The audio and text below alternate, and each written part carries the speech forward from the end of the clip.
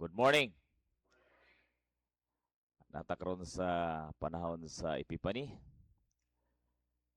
panahon sa pagmanifest sa himaya sa Ginoo. Sa our gospel, Jesus shown the teaching in the synagogue being received with amazement by the people. Proclaim the word of God and revealed that God has revealed that He is the one sent to bring good news.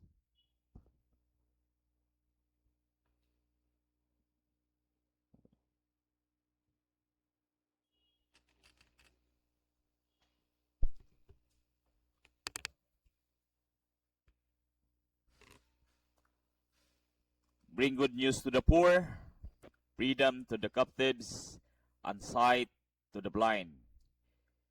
Yet, despite witnessing his wisdom and authority, the people still doubt him because they know him as a son of Joseph. So, wala sila motuo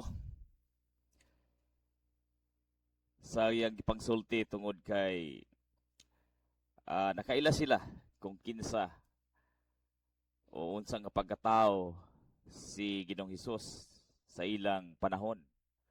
So ingani usahay ang atong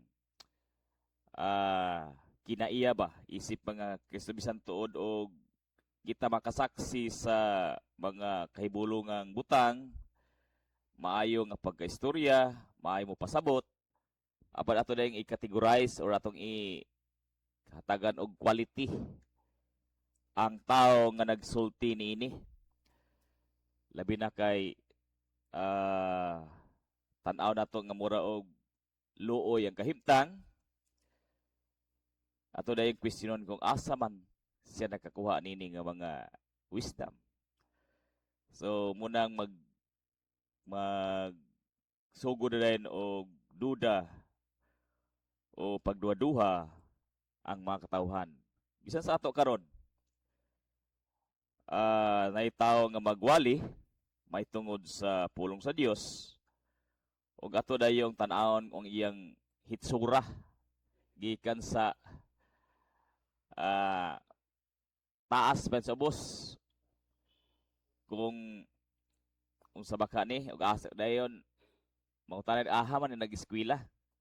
So ingana dayon ang kini ang atong pagtan-aw. So diyan kung makahibalo na ta kung asa siya gikan sa iyang unsa siya nga denomination gikan. So magsugod na dayon og kini ang pagduda.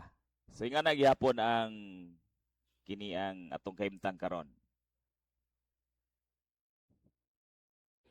Kini nga sugilanon o story nagpahinumdum pa nato nga usahay lisod dawaton ang buhat sa Dios kung kini moabot pinagi sa mga tao na pamilyar na nato. Gitawag kita ni Jesus nga dili lang mamalandong sa iyang pulong kundi mutuo o mudawat sa iyang misyon sa atong kinabuhi.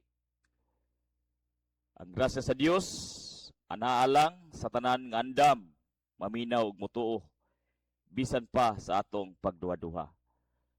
So sahay maka-question ta or maka-question ta sa atong kagalingon ba nga angay bagig ko kining worthy bagig ko nga mo share sa pulong sa Dios.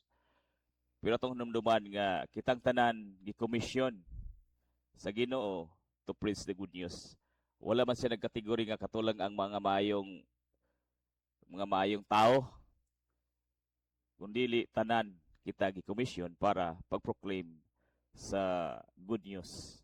Munang great commission nga walay kini ang condition ba. So it's up to us kung kita atong gisabi atong kagalingon kung worth it so we will do it. Pero atong pasang paninguhaon nga unsang atong isulti ato pong hinahinayan og puyo ba nga di kay magyaw-yaw lang ta nga layo ra sa kamatuoran ng atong kinabuhi. So kung sa una dili ta worthy sa atong paninghuaon karon nga whatever nga magawas tong baba nga nagdala sa mensahe sa Ginoo atong barugan nga kini ato usa gihimo sa atong kinabuhi. Sa wadang ebanghelyo, please stand.